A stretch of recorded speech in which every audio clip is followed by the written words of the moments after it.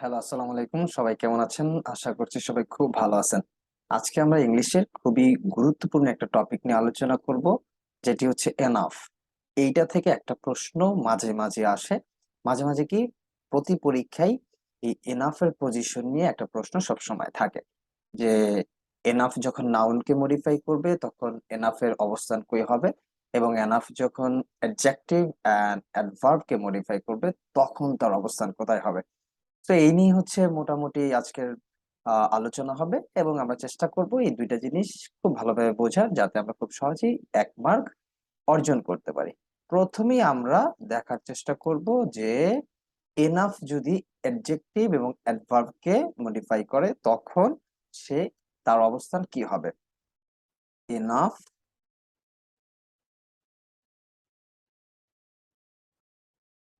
যদি কি করে, অ্যাডজেক্টিভ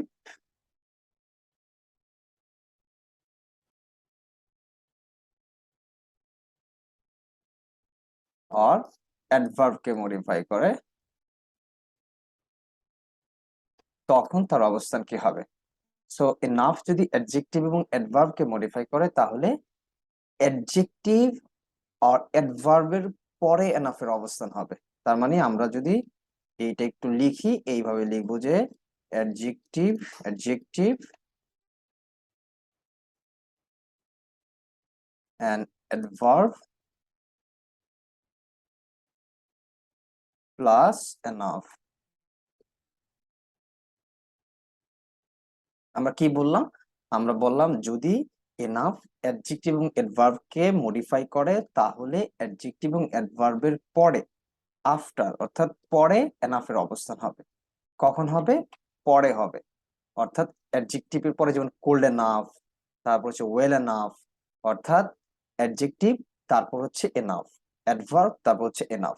অর্থাৎ যখন এনাফ অ্যাডজেক্টিভ অ্যাডভার্বকে মডিফাই করবে তখন এনাফের অবস্থান হবে এদের পরে, অর্থাৎ অ্যাডজেক্টিভের পরে অথবা অ্যাডভার্বের পরে।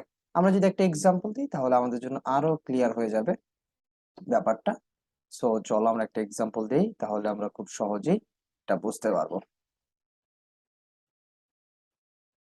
সো আমরা একটা এক্সাম্পল লিখি, যেমন ইট is not cold enough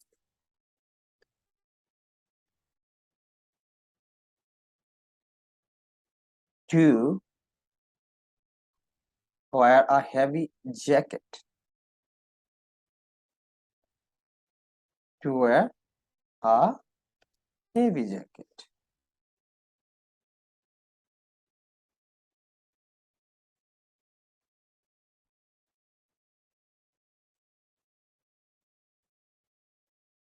so এইখানে আমরা কি দেখতেছি? আমরা দেখতেছি একটা সেন্টেন্স যে it's not cold enough so to wear a heavy jacket. এই মুহূর্তে অত বেশি ঠান্ডা না যে আমাকে হেভি জ্যাকেট পরতে হবে। সো এই this cold is an adjective because after linked verb, linking ভার্বের পরে আমরা জানি অ্যাডজেক্টিভ বসে। So this is a adjective, after adjective we get enough. তার মানে এই এনাফ কি করতেছে? কোল্ড কে মডিফাই করতেছে। দ্যাটস ওয়াই এই এনাফ আফটার অ্যাডজেক্টিভের পরে, অর্থাৎ অ্যাডজেক্টিভের পরে আমরা এই এনাফটাকে বসালাম। যদি আমরা এইভাবে লিখতাম it is not enough cold, তাহলে কিন্তু সেটা ভুল হইতো, কারণ cold is an adjective. So তাই আমরা বলতেছি it's not cold enough to wire a heavy jacket.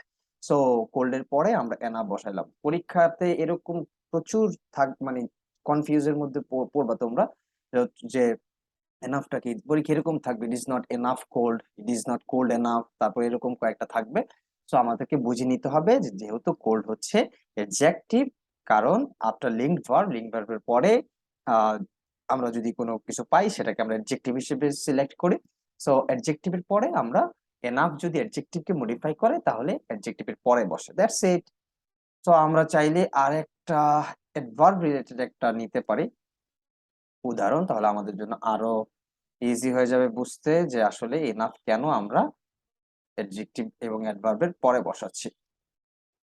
তো ধরো she speaks Spanish, she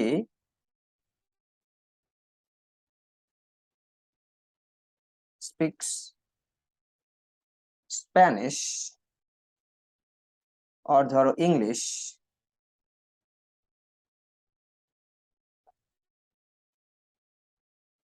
well enough to be an interpreter.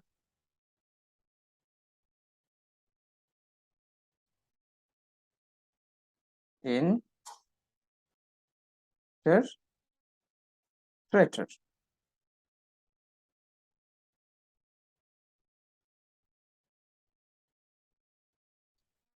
So এখানে আমরা একটা সেন্টেন্স লিখলাম, she speaks English well enough to be an interpreter.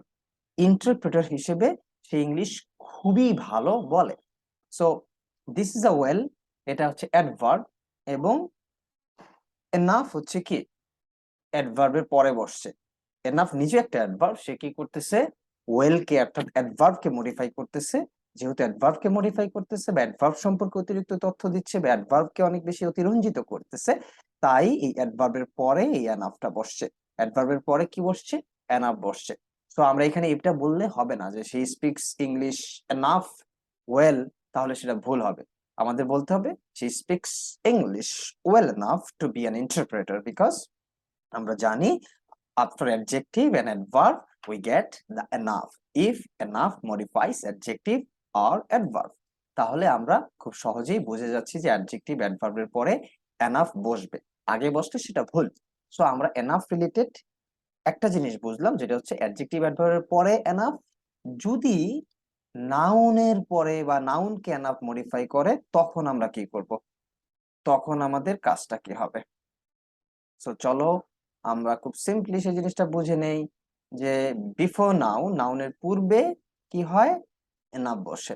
তো যদি যদি নাউনকে এনাফ মডিফাই করে, নাউনকে যদি এনাফ মডিফাই করে, তাহলে তাহলে কি হবে, ফার্স্টে ইনাফ বসবে, দেন আমরা বসাবো হচ্ছে নাউন। কি বললাম, বিফোর নাউন, যদি নাউনকে মডিফাই করা হয় তাহলে নাউনের পূর্বে এনাফ বসবে। যদি নাউনকে মডিফাই করা হয়, যদি এনাফ দ্বারা নাউনকে মডিফাই করা হয়, নাউন সম্পর্কে অতিরিক্ত তথ্য দেওয়া হয়, তাহলে এনাফটা কি হবে, নাউনের পূর্বে বসবে। কিসে বসবে, নাউনের পূর্বে বসবে। সো তখন এনাফ কিন্তু অ্যাডজেক্টিভ হয়ে যাবে। ঠিক আছে, সো আমরা তাহলে কি করব, নাউনের পূর্বে এনাফ বসাবো। কেন, নাউনের পরে এনাফ বসে না, নাউনের পূর্বে বসে, এবং নাউনকে এনাফ মডিফাই করতেছে, এনাফ দ্বারা মডিফাই হচ্ছে। তো এবার আমরা যদি একটা এক্সাম্পল দেই, তাহলে খুব সহজে আমরা ব্যাপারটা বুঝে যাব যে এটা কিভাবে হচ্ছে। তো আমরা একটা এক্সাম্পল লিখি, যেমন do you have enough sugar.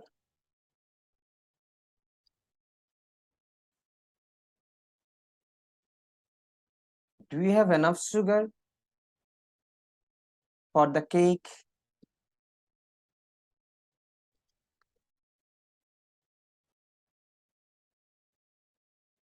So এইখানে আমরা দেখতেছি সুগার হচ্ছে নাউন, চিনি, মানে সুগার হচ্ছে নাউন। তোমার কাছে কি যথেষ্ট পরিমাণ চিনি আছে কেক বানানোর জন্য বা কেকের জন্য?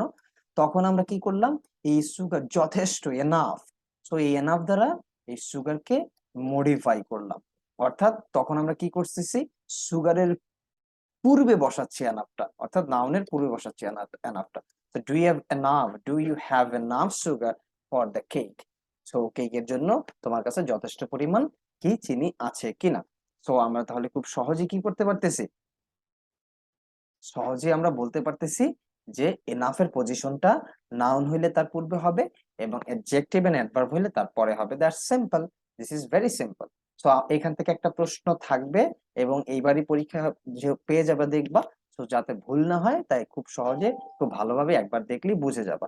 তো আশা করতেছি তোমরা প্র্যাকটিস করবে এবং এই ব্যাপারটা ভালোভাবে শিখবে। আজকের মতো এখানে শেষ। আমরা প্রতিদিনই মাঝে মাঝে এইভাবে ছোট ছোট ইংলিশের বিভিন্ন প্রবলেম নিয়ে ডিসকাস করব। সবাইকে ধন্যবাদ। আল্লাহ হাফেজ।